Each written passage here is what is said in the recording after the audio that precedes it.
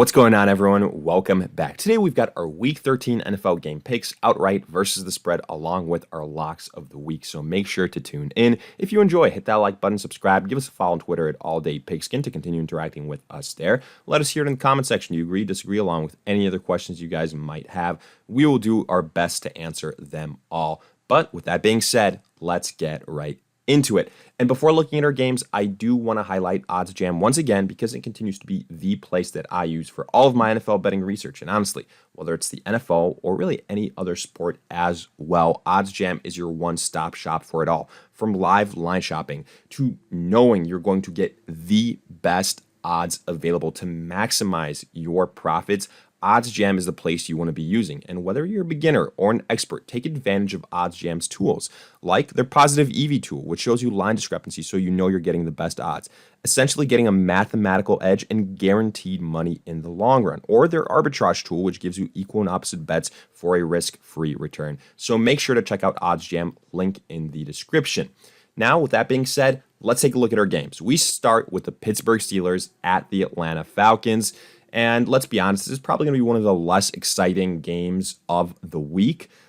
In terms of where they fit in the landscape of the NFL, they're both kind of in the lower echelon of teams. I do think the Atlanta Falcons are a bit better. They've also got the home field advantage for what that's worth. I think the Pittsburgh Steelers offensively with Kenny Pickett at quarterback really just not exciting, don't have the upside, especially through the air. They've got the weapons, but in my opinion, they don't have the quarterback. Najee Harris a bit banged up. He is expected to play, so that's good. But you've still got quarterback issues, offensive line issues. The defense isn't playing up to the standards that we saw last year. There's some injuries. Now, let's not pretend the Atlanta Falcons are super healthy either. I mean, they've suffered a lot of injuries. Defensively, they're also, a liability. But I do think they've got the better quarterback. I think that they've got the home field advantage. And I think they've got a better identity offensively than the Pittsburgh Steelers. They're going to run the football. Marcus Mariota is going to try and keep defenses honest on the ground. I like the Atlanta Falcons a bit more in this game. I think it's probably going to be lower scoring. I don't think it's going to be that exciting. I'd be shocked if it's a blowout one way or the other. But I'm going to take the Atlanta Falcons again. I think they probably win by 3 to 5 points, something like that. Right now on the spread, they're +1. It's pretty much a pick 'em, if you will. So I'm taking the Atlanta Falcons outright and on the spread. Then we go to the Denver Broncos at the Baltimore Ravens. I've said this before. I'm going to continue to say it. The Broncos right now, I don't know if it's a Russell Wilson issue. I don't know if it's a head coach issue.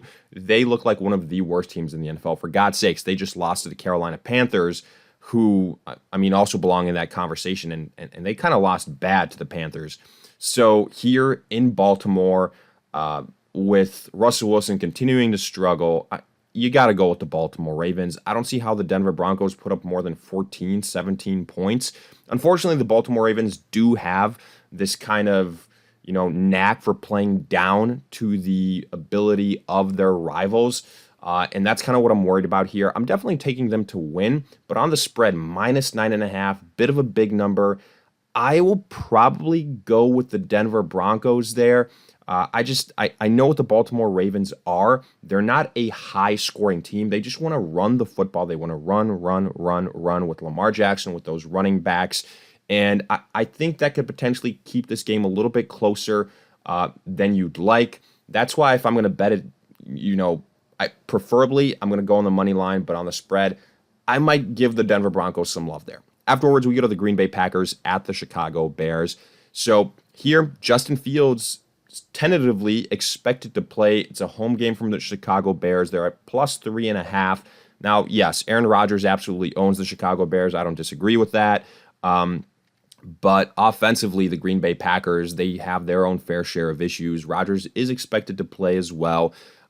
Unless there's some type of change with the quarterback situation, I think this is a pretty accurate representation of what we're going to get. I think it's going to be closer than the first time these two teams played. Justin Fields has kind of figured some things out since then, and the head coaches are utilizing him a little bit better. I am a little bit worried about his rushing ability coming off his injury, and how much he's actually going to want to run the football. Also, losing Darnell Mooney for the season doesn't help.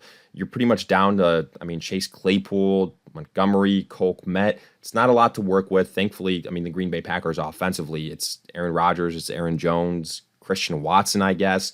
Not a lot to love there either. Defensively, the Packers are a little bit better, but they've been very underwhelming. The Chicago Bears are awful defensively. I will take the Green Bay Packers to win. Rodgers shows up against this team. If there's one team that, I can kind of bank on Aaron Rodgers looking like Aaron Rodgers, it's the Chicago Bears. Also, I don't think Justin Fields is 100%. So I'm going to take the Packers outright. However, on the spread, I will take the Chicago Bears getting plus 3.5. The Packers haven't really been blowing out too many teams.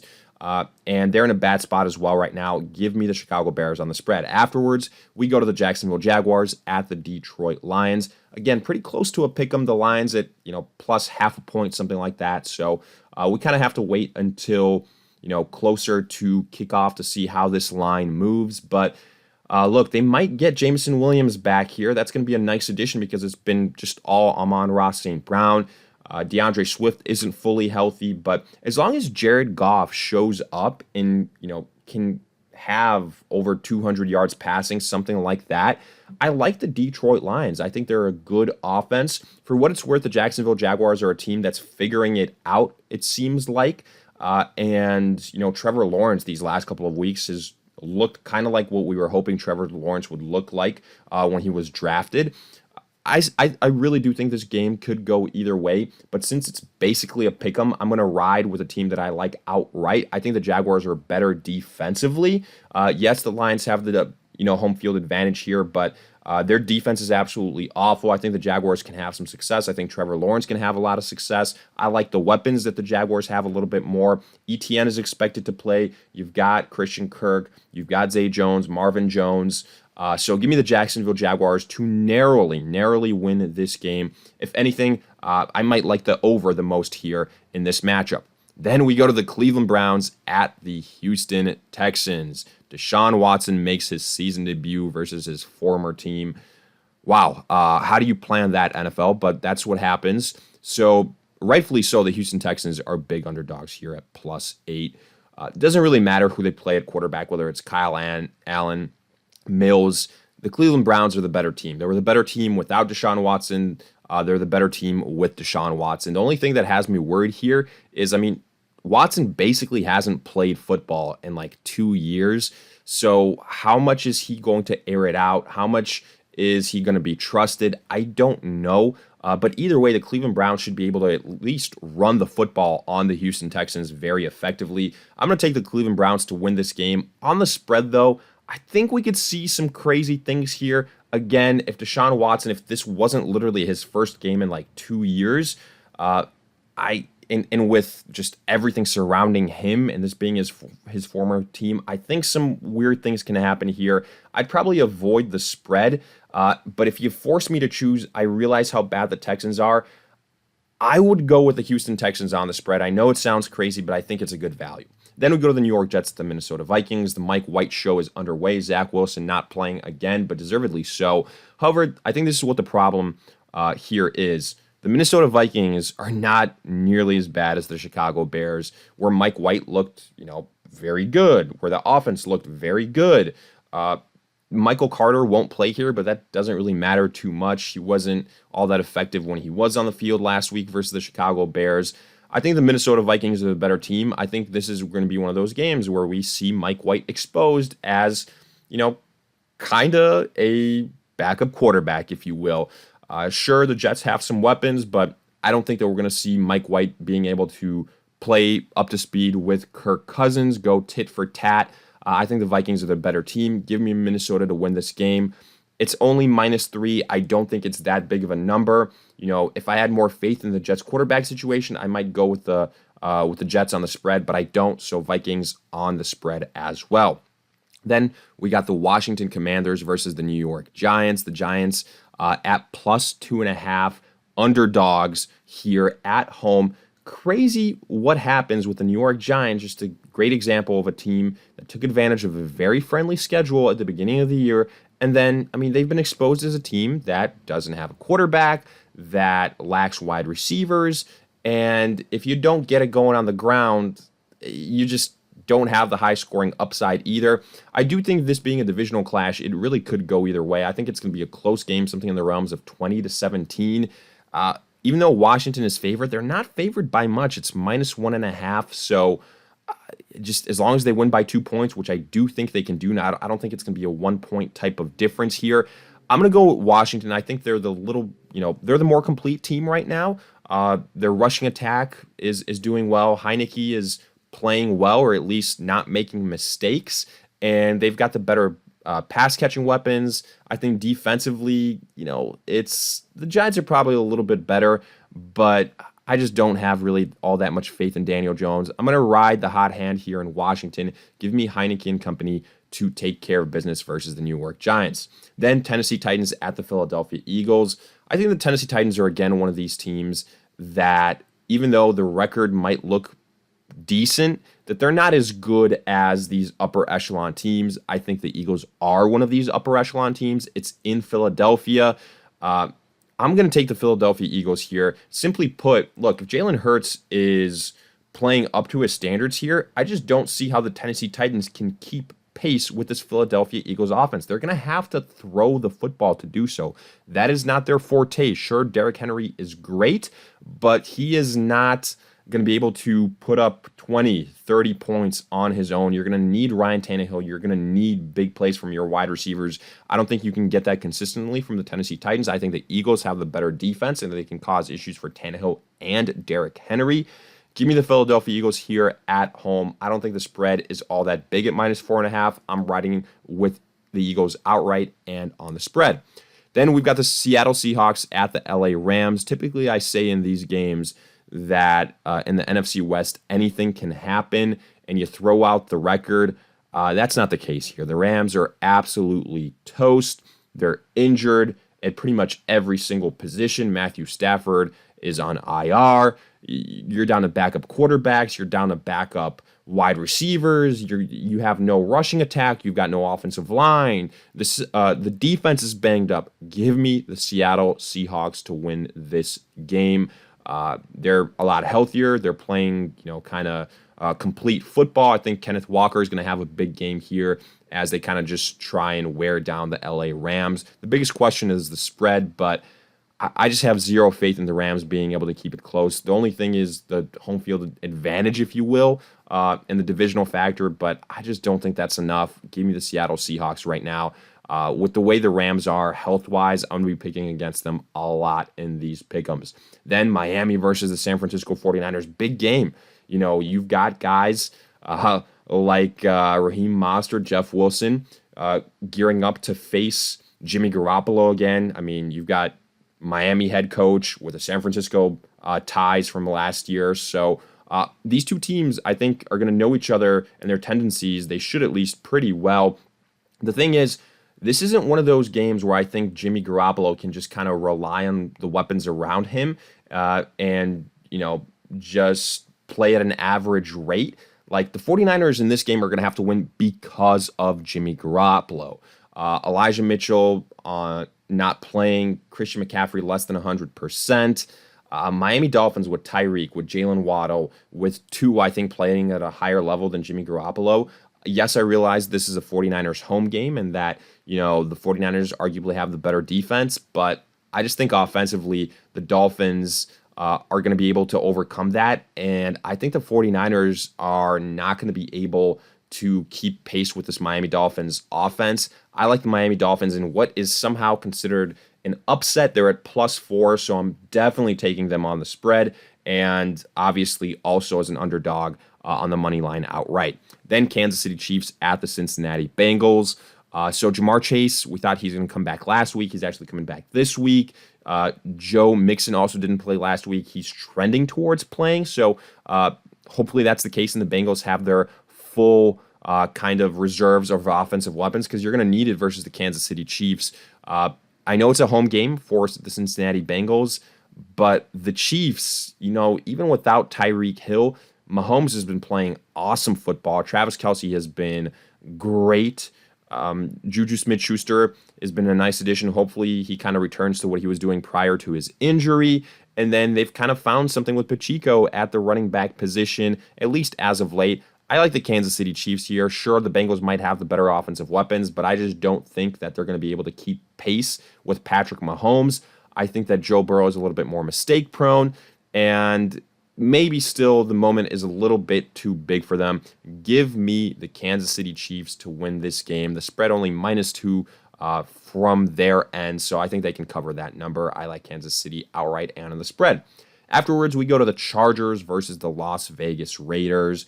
Another one of these classic divisional games where honestly anything can happen. Talk about two teams that are very good at keeping games close, blowing leads, cough, cough, the Raiders. The LA Chargers playing down to their competition. I really think that this game, the safest bet is probably, maybe like teasing the spread whichever way you want, but probably in favor of the Chargers to like +3.5, +4, and then just riding with the Chargers that way. I think the money line could honestly go either way. I would tend to go with the LA Chargers here. I think that they are the better team. I think they've got the better quarterback. Sure, Mike Williams isn't going to play, but you've still got Josh Palmer, you've got Keenan Allen, you've got Austin Eckler. And even though what Josh Jacobs did last week, over 300 yards total, was absolutely insane, I don't think he's going to be able to duplicate it here versus the Chargers. Give me Justin Herbert and company. I think they've got the better defense as well to win this game barely by like 2-3 points. I'm teasing that spread and then taking the Chargers that way there. Afterwards, Indianapolis Colts at the Dallas Cowboys. The Colts are following trend, and they kind of put up one okay-ish game and then lose to a bad team, and now they face a really good team in the Dallas Cowboys, and I don't think it's going to be pretty. It all really comes down to Matt Ryan. Like, are we going to get the Matt Ryan that throws for 300 yards and 2 touchdowns and no interceptions, or are we going to get the Matt Ryan that has like 2-3 turnovers, that struggles to get 200 yards? This Dallas Cowboys team defensively is pretty good. This game is in Dallas. I'm riding with the Dallas Cowboys to win this contest. You're going to need a big game from Matt Ryan, from Jonathan Taylor and company. I just don't think it's going to happen. The spread is what worries me here. -10 is a big number, obviously, but I just don't have faith in Matt Ryan right now. He's very inconsistent. I'm riding with the Cowboys outright and on the spread. And then finally, we have got the New Orleans Saints and the Tampa Bay Buccaneers NFC South Divisional Clash. Look, right now, the New Orleans Saints offense, I don't want to say it's broken, but it ain't right either. And I continue to say it should be funneled through not just like Chris Olave, but also Alvin Kamara. Alvin Kamara, when he is on, he makes this Saints offense go. He makes them so much more legitimate. Andy Dalton, Jameis Winston, it doesn't matter who the quarterback here is. I don't think they can keep pace with the Tampa Bay Buccaneers. And yes, I realize the Saints have had the Tampa Bay Bucs number, but we kind of saw it earlier this season when the teams played. The Bucs pulled away late. I think we can see it here as well. Yeah, I think Tampa Bay, with the offensive weapons they have, and Mike Evans and Chris Godwin, are going to be able to wear down the Saints defense. I'm going to take them outright, the -3.5. Whether it happens early, whether it happens late, I think the Buccaneers can pull away in this game. I think Dalton is going to contribute several turnovers, so the Buccaneers can capitalize off of those. Give me the Bucs outright and on the spread. They can cover that -3.5 number. But with that, we wrap up our pick'ems. Now looking at our locks of the week, let's start with the Denver Broncos versus the Baltimore Ravens. Simply put, the Broncos right now are a bottom 3 team in the NFL. Their offense doesn't work. They're facing the Baltimore Ravens at home in Baltimore. I'm taking Baltimore to win this game. Then Cleveland Browns versus the Houston Texans. Regardless of how you feel about Deshaun Watson, this Cleveland Browns offense is better with him at quarterback, and the Houston Texans are the worst team in the NFL. Give me the Cleveland Browns to win this game. Then the New York Jets, the Minnesota Vikings. I think this is where we're going to see that Mike White isn't the answer at the quarterback position for the New York Jets. I like the Minnesota Vikings to win this game. And then finally, we go to the Seattle Seahawks versus the LA Rams. That's a game right now. Look, if the Rams were at full strength, then it'd be a different conversation, but they are not. And Seattle should win this game pretty easily. And then if you do want a bonus, I would also feel pretty confident about the Dallas Cowboys at home versus the Indianapolis Colts. Again, Matt Ryan, I just don't trust him currently. But with that, we wrap up our Week 13 NFL game breakdowns. As always, if you guys enjoyed, hit that like button, subscribe, give us a follow on Twitter at AllDayPigskin to continue interacting with us there. Let us hear in the comment section, did you agree, disagree, along with any other questions you guys might have. We will do our best to answer them all. And in the meantime, we'll see you guys in future videos.